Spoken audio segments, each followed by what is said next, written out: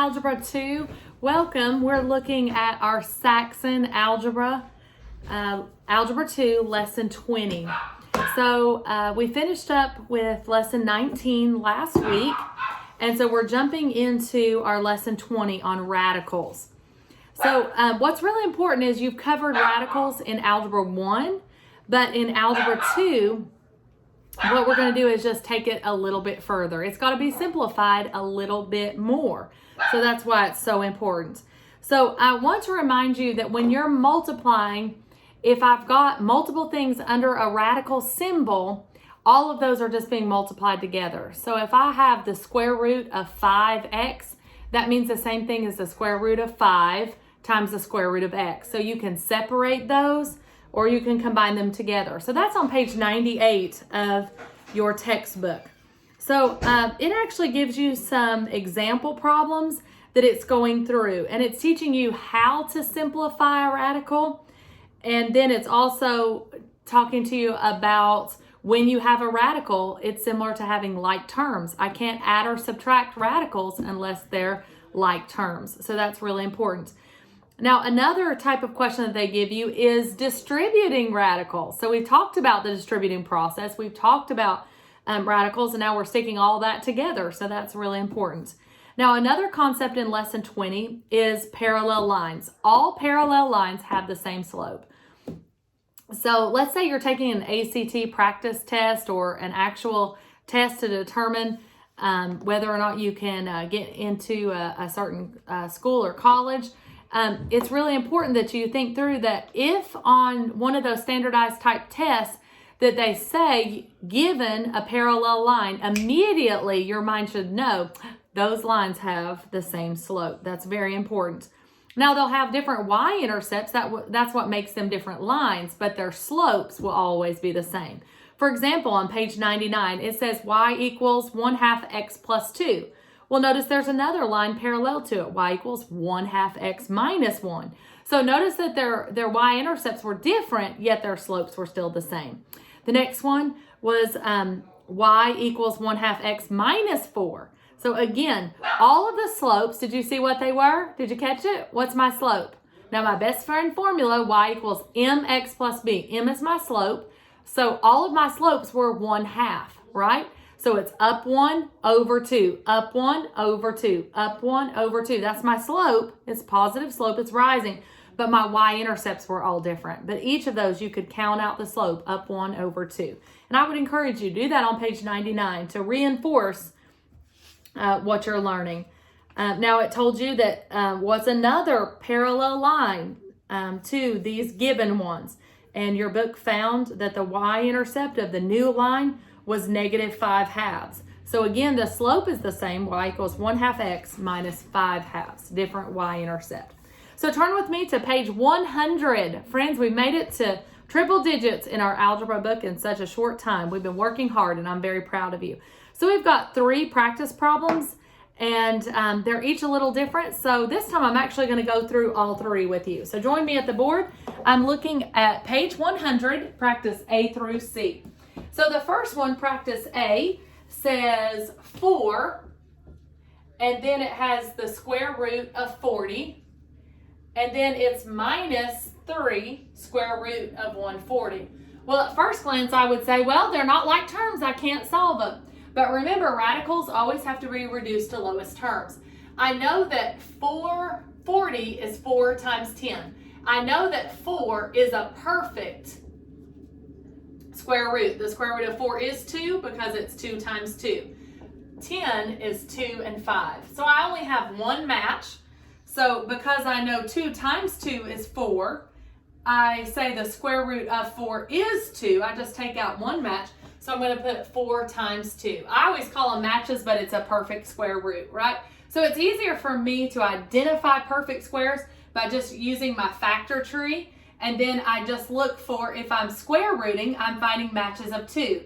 Because I know 2 times 2 is 4, square root of 4 is 2, I take out 1, 2. So that's what I'm doing. A square root is saying what number times itself. So I'm just looking for matches of numbers and itself to square root. So 2 and 5 don't have a match. They are not a perfect square. So what they're going to do is stay under the radical. So 4 was already outside the radical. It was given. I brought my 2 out. So 4 times 2 is 8. And the 2 times 5 stays. So I rewrote that radical in reduced format. That's the lowest it can go, 8 square root of 10. All right. Now I've got 140. Now, I don't know the factors of that, but I know 14 times 10 does. This is 2 times 7. 10 is 2 times 5. Don't forget to put your multiply sign in between. Now, I do see 2 numbers that are the same, so I can take out 1 2 because 2 times 2 is 4. So I'm going to put that 2 here. So 3 times 2 is 6 because they originally gave me the 3. I took out 1 2 because square root of 2 times 2 is 4. Square root of 4 is 2. That's why I took it out.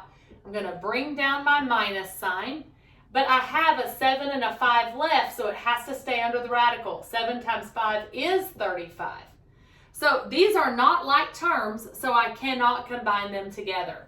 So I leave it in that format. Now I know on your calculators you could plug those in and get a rounded decimal equivalent, but it's still a rounded answer. So we want to be as precise as possible, so we leave it in that format. So that is letter A. All right, so letter A. Now let's take a look at letter B.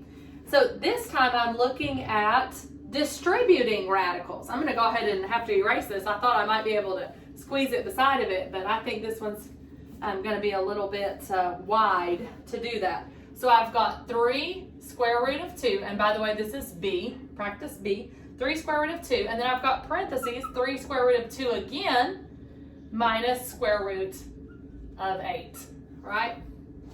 All right, so what I'm doing is I'm distributing this to both.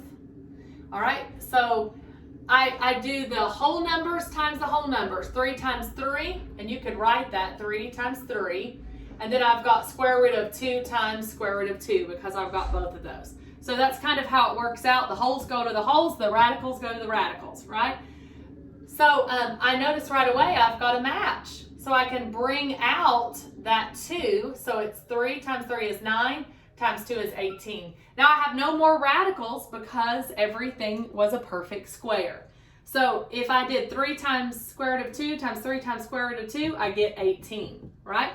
Now I'm going to bring down my minus sign, and then I've got only one whole number, 3, and then I've got 2 times 8, right? Now 2 is prime, I can bring it down, but this is 4 times 2.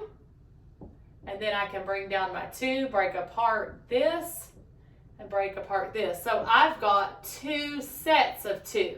Well, I know that 8 times 2 is 16. Did you catch that? You could have already brought out your 4. But now I know I've got 2 sets of 2 that are perfect squares. So I would bring out 1 set of 2, 2 sets of 2. Or some of you guys might have already caught square root of 16 is 4. So 3 times 2 is 6. 6 times 2 is 12, so 18 minus 12. Well, this was such a nice one, it got rid of every radical, didn't it? So I now just have whole numbers. 18 minus 12 is 6. So that's my final answer. So you might catch it sooner. Some people see perfect squares a little bit faster. So if you just knew in your mind, oh, 8 times 2 is 16, and I'm just going to say square root of 16 is 4, 3 times 4 is 12. No matter when you see that it's a perfect square, just bring it out. So each of us catch those moments, those aha moments a little bit differently, right? Okay, now let's look at letter C. I think we'll have enough room here, so we'll go ahead and write C here. It says, find the equation of the line that is parallel to 3y minus x equals 5 and passes through the point 3, 3, right? Now, there's several things that they're telling us. If it's parallel to this line, I know the slopes are the same. Now, they were a little bit sneaky because, did you catch it? They didn't put it in y equals mx plus b format. So I've got to convert it. I'm going to add x to both sides and end up with 3y equals x plus 5. Then I'm going to divide through by 3. So So y equals, this is an understood 1, so it would be 1/3 x plus 5/3, right? Now, the only thing I need out of working all this out is, the only thing I need is to know what my slope is. Because it said it's a line parallel to this line. It's not the same line, it's just parallel to this line. So go back to your best friend formula in math. Y equals mx plus b. I know that my slope has to be the same, so it's 1/3, and then plug this in for x and y. So 3 and 3. Now, the 3's are going to cancel out, so it's going to be 3 equals 1 plus b. Subtract 1. B equals 2. So now what's my equation of that line? Y equals, the slopes have to be the same for any parallel line, plus 2. So that is my answer for letter C.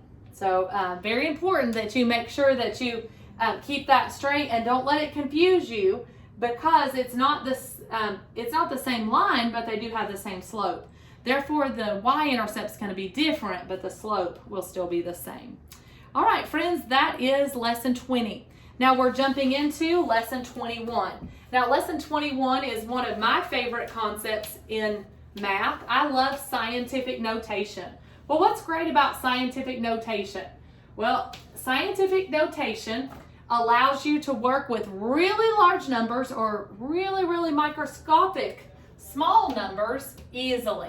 All right, so this is our Algebra 2 and we're looking at lesson 21. Okay, so scientific notation is a way that we can just very easily work with some very large or very small numbers. So like if I were looking at the number 2,100,000, right? And I asked you to multiply or divide that number, you're going, what? It's big, right? But I can rewrite that in scientific notation. So in order to be in scientific notation, I can only have one leading digit. So my first non-zero leading digit is 2. So I would say 2.1. I drop all the rest of this off because they're 0. They're non-digits, right? They're zeros. So I say 2.1, and then I just count out the place value. My understood decimal would be here, so I count it out. 1, 2, 3, 4, 5, 6. So times 10 to the 6th is the way that I would write this in scientific notation. Now, one thing I want to point out to you, when I was younger, our scientific calculators didn't have a big enough window to work out problems with this. Now, you guys have graphing calculators, and those graphing calculators will actually do a great job. You can plug in the whole problem and it comes out exactly right. But instead it will say something like e to the 6th. And how you would read that is whatever the number is times 10 to the 6th is what that means. So your calculators are much more able to work with extremely large or extremely small numbers. If it's e to the negative something, it's an extremely small number. It might be 0.000000872 or something like that. All right. Then your book is also showing you how to make statements of equality. You guys know that if I multiply or divide an equation by the same number, then it's still equal to each other. And that's true in fractions as well. You know that if I have a half of something and I multiply it times 2, then I have 2/4 of that. It's still equal. I've just cut it into more parts, but I still have half the pie. I've just cut it in so more people can share it, right? So 4/8 is equal, it's equivalent to 1/2. So that's just another way to look at it. All right, let's jump into our practice problems. On this lesson, page 103, page 103 has only 2 practice problems for us there. I thought that it would give you one on scientific notation, but it actually does not, does it? It's actually more looking at the ratio of 2 numbers is 4 to 5. What is, and their sum is 108. What is their numbers? So your book is showing you different ways to solve those. So That's actually very interesting. I thought that it would give you some scientific notation ones to solve. So we're actually going to have to jump into your lesson and look a little bit. Let's go all the way to lesson 14. I think that's very odd that they didn't give you a practice like that. So I'm actually looking at lesson 21, number 14 is the first scientific notation that I see.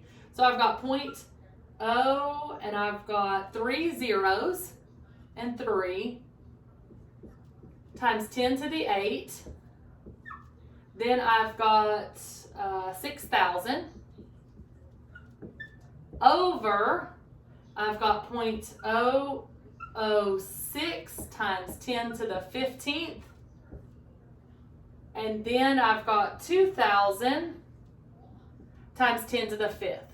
Now again, like I told you, you can actually plug all this into your graphing calculator on the regular window. You don't have to graph it, you just plug it all in. Don't forget to make sure that it's a fraction bar and all of this is on top, all of this is on the bottom, and you can solve it. But I'm going to show you on scientific notation how I can easily solve this. Now I should only have one whole number, so I need to move it 1, 2, 3, and don't forget I've got to have the whole number, so 4.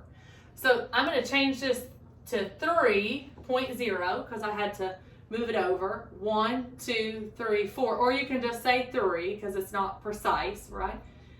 So 1, 2, 3, 4. So I'm going to take away 4 because I'm moving it to the right. So 3 times 10 to the 4th. Why did I subtract 4? Because I'm moving it to the right. If I had have taken a whole number and made it smaller, I would have added 4. But here I'm taking a small number and making it bigger, so I'm taking away 4. Now here, I'm going to multiply, and this would be 6 times 10 to the how many places? 1, 2, 3. So I moved it over 3 places, so it's 10 to the 3rd. Over 1, 2, 3. Again, I'm making smaller, larger, so I'm going to take away 3. So it's going to be 6 times 10 to the 12 times, I'm going to move this over, 1, 2, 3. This time I'm going to add 3 because I'm taking larger to smaller, so I'm adding it. I went left, this way I went right. So I'm adding 3. 2 times 10 to the 8th. Now, what's really neat is I just take my numbers. 6 times 3, 18. Times 10, I've got 10 to the 4th, 10 to the 3rd, that makes 10 to the 7th. When my bases are the same, so here these two are alike, I multiplied the numbers, and then the bases are alike, I add the exponents. 6 times 2 is 12, times 10 to the 20th, right?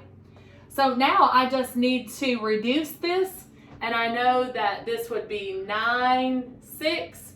I can divide by 3, that would be 3 halves. So I've got 3 over 2 times 10 to the negative 13th, right? So if I convert that, I've got to have a decimal place. I know that this would be 0.66, and it repeats, right? That 6 never ends, right? So eventually I'm going to have to round it and say it's approximately 0.67, right? Well, I understand that I can't just have one, I've got to have one whole digit, right? So I've got to move it over 1. So I'm going to put a wavy sign because I rounded it, so it'd be 6.7. And I'm going to have to take away 1 more because I moved it over 1 place. Because, oh, friends, did you all catch that? At home, how many of you were going, wait a minute, Miss Kim, 3 halves is not 0.6 repeated? Friends, I would love to say that I was doing that on purpose to see if you were watching, but 3 halves is improper, so it's 1.5 times 10 to the negative 13th. I don't need to convert it. I don't need to, it was an improper fraction. It was 3/2, which is 1.5. Remember, with scientific notation, I can only have one leading digit, only one. I can't have 15. So that problem ends up on lesson 21, number 14, as 1.5 times 10 to the negative 13. Now, again, in your calculator, you might just be able to plug those in and do it, but I'd like for you to see it the longer way to be able to do that. I am sad that the book didn't show you any practice problems with those. Now let's jump back into our practice problems. All right, so practice A, the ratio of two numbers is 4:5, and their sum is 108. What are the numbers? Okay, so the book is showing you on page 102 at the bottom how to set those up. So it says the ratio of two numbers. So it set it up as n over d is 3:4, and then n plus d is 84. So now, so our book, so if I said, if it's 4:5, all right, and then I would also say n plus d equals, what did it tell me? Their sum is 108. All right, so now I can cross, so 5n equals 4d, right? Now I could plug those, I could substitute one. Remember, we can substitute, we can eliminate, so that we can solve them. So I know that 5n equals 4d, but what I'm going to do is I'm going to solve for n, so I'm going to say minus d. So n equals 108 minus d. So I'm going to substitute this in for the n over here. So 108 minus d equals 4d. All right, so I'm going to have to say, so we're looking at this and we have set it up. So now all we need to do is actually just solve, right? So I've got my ratio set up and then I substituted that value in. So now I'm just distributing. So 5 times 108 would be 540 minus 5d. Watch that you distribute that 5 to all, equals 4d. Now I'm going to add 5d to both sides. So I end up with 540 equals 9d. Divide through by 9. So what does d equal? D equals 60. Now once I know what d is, I plug it over here. So 108 minus 60, or I can set it up vertical, right? So what do I end up with? I end up with n equals 48 and d equals 60. How did I do that? I just used, it said a ratio was this, and then the sum of the numbers was this, and then I solved. So that was lesson 21. All right. Now, lesson 22 is a little bit more intimidating, and the reason for that, I think that lesson 22 is a little bit intimidating, is it's a little bit more word problems. And so you have to think through distance equals rate times time. So if distance equals rate times time, and that's going to be a key formula for you this year. Distance equals rate times time. I always say dirt, right? Distance equals rate times time. So if I know my distance and I know the amount of time, I can figure out what my rate is, right? All right, now, and one thing that this assumes is that it's uniform rate. Like you're not just going this and then you change and go this. And so it's assuming you go 60 miles per hour the whole time, right? All right, you have that cruise control on, right? All right, now uniform motion problems are where the distance is the same. Like maybe two people are exactly going the same amount of distance. One might be going faster than the other. Or another type of uniform motion is where one's going this way and one started at the end and they both whether they're headed the same direction, they both go the same distance. So in lesson 22, we're discussing the uniform motion problems where the distances are equal. And I know you say, Miss Kim, would we ever do some where the distances are not equal? You betcha. Welcome to Algebra 2, right? So we're looking at those, and your book always uses subscripts to try to keep things straight. And I really like that. I've used different curriculums before, and sometimes they don't do that. And I really like how your book teaches that because it keeps things straight. Now, before we jump into our practice problems, we're also doing similar triangles and more proportions. And I've heard from some of my Algebra 2 students that sometimes proportions can be a little bit intimidating because we get concerned over, did I put it in the right format? So I would encourage you not to be overwhelmed with those, but just to know that as long as you're making sure that you're being cohesive, if I started with a smaller triangle on top, then on the second one, the smaller triangle needs to be on top. So just watch your order, and then you should end up with the same answer, even if we set it up differently, as long as we're keeping true to the order we started. All right, so look at lesson 22. So we've done 20, 21, and right now we're on 22. All right, it says in practice A. So here we are, practice A on lesson 22. We're on page 107. Elvira made a trip on Tuesday, and David made the same trip on Wednesday. Hint, hint, same trip, same distance. Elvira traveled, so we're going to look at Elvira, right? Elvira and David. So we've got two different people, Elvira and David. So Elvira traveled at 14 miles per hour. So rate of Elvira equals 14 miles per hour. David traveled at 21 miles per hour.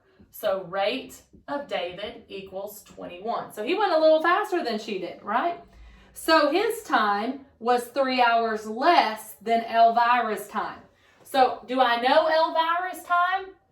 So time of Elvira, I don't know. But I do know that the time of David equals the time of Elvira minus 3, right? That's what it said. It said his time was 3 hours less than her time, all right? How far did they travel? All right, so I know that distance equals rate times time. Now I've got Elvira and David. Well, if I know their distances were the same, I would say the rate of Elvira times the time of Elvira equals the rate of David times the time of David, right?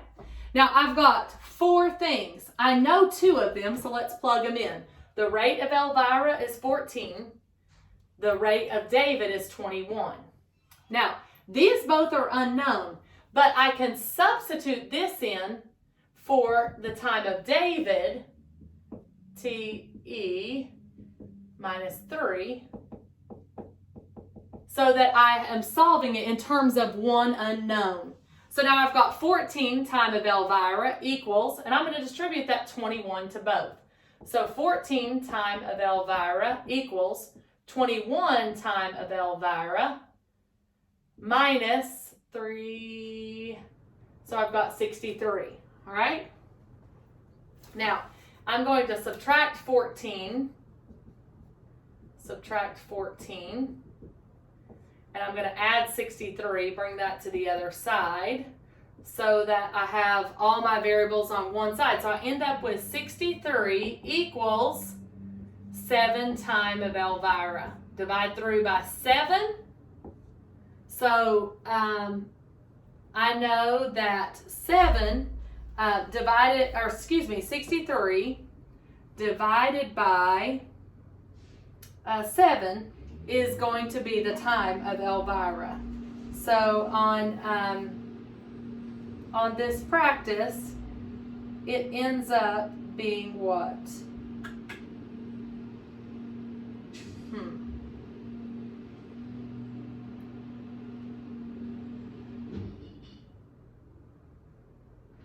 All right, so I know that the time of Elvira was 9 because 9 times 3 is 63. Now, I thought that your book would go through each of those, and I'm not seeing that in my book, so I'm not sure why. So maybe I'm just looking at oh, I am, friends. I'm sorry. All right, so slight panic moment. I thought, oh no, I've done something wrong. So, and it did not give us a label there, so I want to go back and look. It said 14 miles per hour. So since they were going miles per hour, the time, we know it gave us in hours. So the time of Elvira was 9 hours. Well, if Elvira's time was 9 hours, how do I figure out David's time? 9 minus 3, the time of David equals 6. Don't forget your label, 6 hours. I don't want to just guess 6 what. It could be minutes, it could be hours. That would be a lot if it were seconds, right? Okay, so that was practice A. And I was on the wrong page, so I had a panic moment of, oh my goodness, what in the world was going on? Now, our minds want to say, I solved for the unknown, I'm finished, but let's go back and read the question. It said, how far did they travel? Well, remember, distance equals rate times time. I can use either of these two. It doesn't matter which one. I can do 9 times 14, or I can do 6 times 21. So it ends up being 126 is the distance that the two of them traveled. And I need a label, don't forget that. So the distance that they traveled was the final question, 126 miles. And it asked that. So if it just asks you to find their time, we did that. But it asked for what their distance was. So if it asks for that, you've got to go one step further. Now let's take a look at letter B. All right, so that was letter A. And you'll see it's more just organizing your thoughts to keep it straight. It's not difficult math, it's just a lot of organization. Distance equals rate times time, and using those formulas. All right. So if I'm needing to use a proportion to solve for X and Y. So look at letter B, and again, we're in lesson 22, and I'm solving for these. So I've got to find 2 variables. So I'm looking to see, and here's my triangles. I'm going to try to draw them effectively, right? So this one's a little bit larger, and this one's a little bit smaller. So it's showing me here and here are congruent. Then it's showing me, obviously, these 2 are vertical, so they are the same. Now here's 9, here's X, here's Y, here's 7, this is 6 and 5, right? So I know that the relationship is, and I'm going to do this time larger to smaller, so I'm going to go 6 to 5. 6 is to 5. And I'm going to look for this one, so I'd go 2 to 1. Well, because I'm starting here at this corner, 2 to 1. 2 to 1 would be X. So 6 is to 5 as 7, larger, is to X. So notice X has to be in the bottom because it's part of the smaller triangle. I did the larger triangle first because I put 6 first. So 6 is to 5 as 7 is to X. I'm going to cross multiply. So 6X equals 35, and then divide through by 6. Oh, don't you wish that went in nicely? It does not. So 35 over 6 is our X. 35 over 6 is X. Now let's see if I can solve for Y. So Y went from the corner of this 2 to nothing, angle 2 to nothing.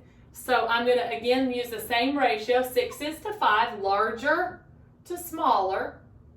So I'm going to start larger this time. Larger is 9. And that went 2 to 1. So 2 to 1 is to Y. So now I just cross multiply. 6Y, 9 times 5 is 45. Divide through by 6. So Y equals 45 over 6. All right. And again, it does not go in nicely. So, oh, it does reduce by 3. I didn't think about that because 4 plus 5 is 9. So 3 will go into that. So that can reduce again 15 halves. So I can reduce to lowest terms. Whereas over here, 35 only is divisible by 5 and 7. So 6 wouldn't go in. So they would not reduce any further. So these are your two answers on your practice. And I know when I'm setting up these proportions, sometimes it can get a little bit confusing, but again, at home, if you had to switch those and put 5 is to 6, you would just have x over 7. So don't panic if you set it up different than mine. As long as you're keeping that pattern the same, you're still going to get the same answer, even if we set it up differently. So don't let those proportions intimidate you.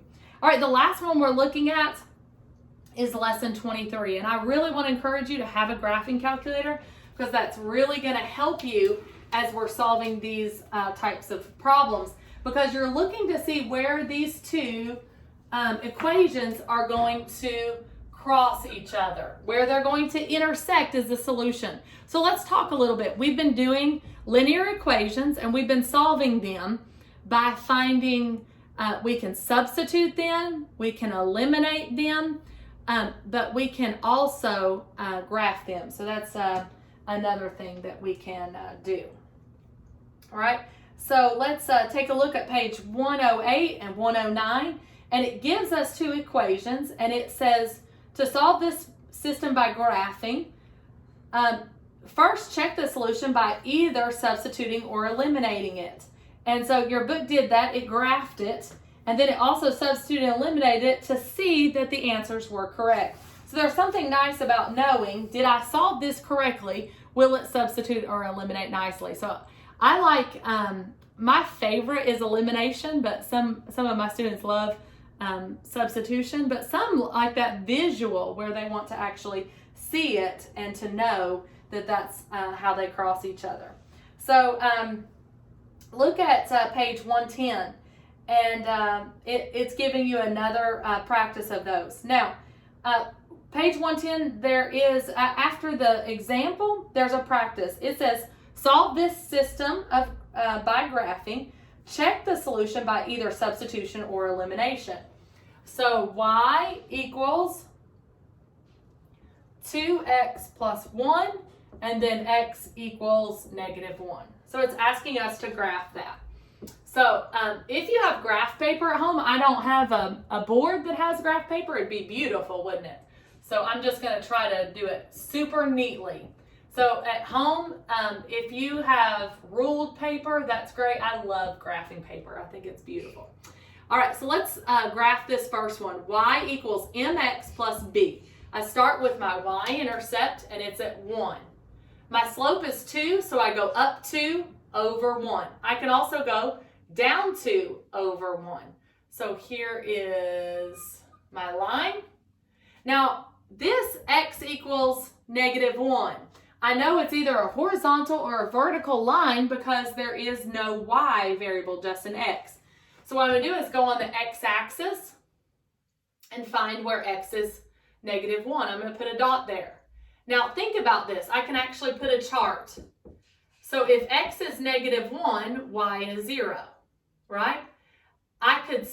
If x is always going to be -1, I can make this 1 or -1.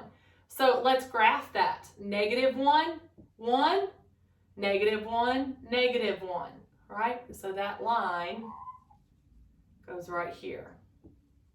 So it should actually cross here because I actually had that dot for both. So the solution should be -1, -1, right? Now let's check it and see. If I've already isolated x as -1, I can plug it in.